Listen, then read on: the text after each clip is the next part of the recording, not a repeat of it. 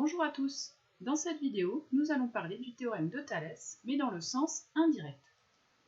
Alors, de quoi s'agit-il? Eh bien, vous vous rappelez du théorème de Thalès, où on avait une configuration de type comme celle-ci, ou on appelle configuration classique, ou une configuration comme celle-ci en papillon. Et ce qu'on avait vu avec le théorème de Thalès, c'est quand j'ai bien les points alignés comme il faut, que les droites sont parallèles, je peux alors calculer une longueur. Et là, le problème, on va le prendre un petit peu dans un autre sens, c'est-à-dire que j'ai une configuration qui ressemble à celle de Thalès. Je connais les longueurs, donc je ne cherche pas à calculer les longueurs dans ce cas-là. Je les ai, on me les donne. Donc ici, je sais que AB mesure 35, que AM mesure 40. Pareil, ici, AC mesure 21, AN mesure 25. Et ce que je veux savoir, c'est est-ce que les droites BC et MN sont parallèles? Voilà la question qu'on va se poser dans ce cas-là. De la même façon, dans cette configuration ici en papillon, je connais les 4 longueurs qui sont là. Vous avez vu qu'il y en a 2 qu'on ne connaît pas. Vous allez voir qu'elles ne sont pas forcément utiles. Et ce que je veux savoir, c'est est-ce que la droite MP est parallèle à la droite KM? Donc, dans cette vidéo, on va répondre à cette question. Est-ce que ces droites sont parallèles? On va commencer avec la propriété. La propriété est la suivante. J'ai une configuration de Thalès, c'est-à-dire soit la configuration classique, soit la configuration papillon. Donc, mes points sont alignés.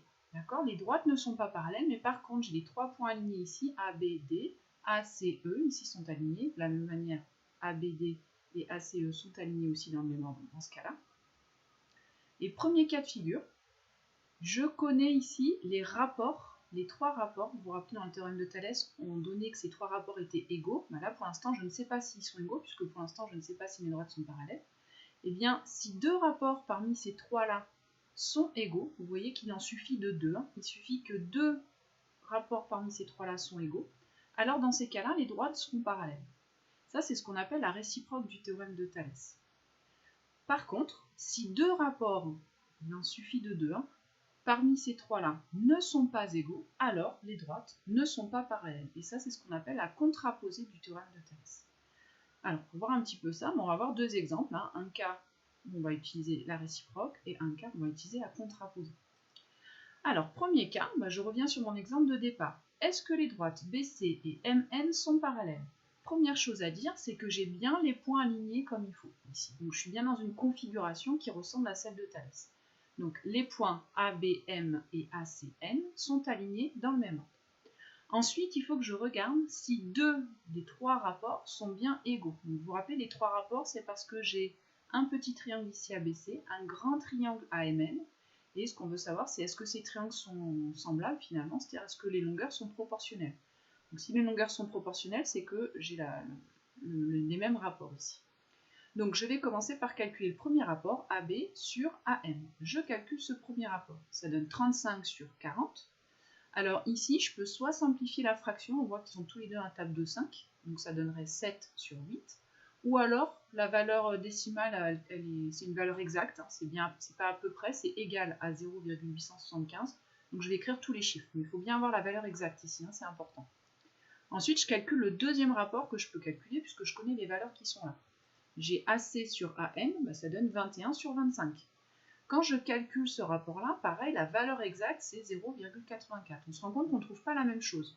Donc si on ne trouve pas la même chose, c'est que les 2 rapports qui sont là ne sont pas égaux, et donc les droites ne sont pas parallèles. Et voilà, on a terminé ici cet exemple. Vous voyez qu'on n'a pas eu besoin de calculer le rapport BC sur MN. Il suffit d'en avoir 2 sur les 3 rapports. Alors maintenant, on va faire un deuxième exemple. Je reprends aussi l'exemple de départ. Cette fois-ci, je suis dans une configuration papillon. Est-ce que les droites MP et KL sont parallèles? Et bien de la même façon, je commence par vérifier que mes points sont bien alignés comme il faut, ce qui est le cas ici.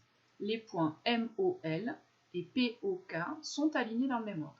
Maintenant, je vais calculer l'égalité des rapports. Enfin, je vais calculer, les rapports et je vais regarder si je trouve la même chose. Donc, je vais calculer OP sur OK, ici. Vous vous rappelez, les côtés homologues dans les 2 triangles, le petit triangle ici, le grand triangle ici, les côtés homologues, ce sont ces 2-là. Donc je vais calculer ici ce rapport-là, OM sur OL. Alors ça donne 4,5 sur 6,3. Quand je le tape à la calculatrice, ça ne me donne pas de valeur exacte en écriture décimale. Donc je vais simplifier pour donner la fraction, pour avoir vraiment la valeur exacte. C'est vraiment important d'avoir les valeurs exactes, sinon on ne peut pas comparer les deux. Donc là je multiplie par 10, 4,5 sur 6,3, ça fait 45 sur 63. Et en simplifiant par 9, on trouve 5 septièmes. Je calcule le deuxième rapport de la même façon, 2,5 sur 3,5, ça donne 25 sur 35, en simplifiant par 5, je trouve 5 septièmes. Autrement dit, je trouve la même chose. Donc ici, les deux rapports sont égaux, et donc les droites sont bien parallèles. Et voilà, vous venez de montrer dans cet exemple-là que les droites sont parallèles. Vous voyez que c'est toujours la même rédaction. On commence par dire que les points sont bien alignés comme il faut. On calcule un premier rapport d'un côté, on regarde ce que ça donne, on fait attention à donner bien la valeur exacte.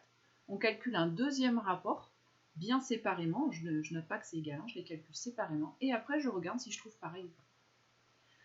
Et bien voilà, cette vidéo est terminée.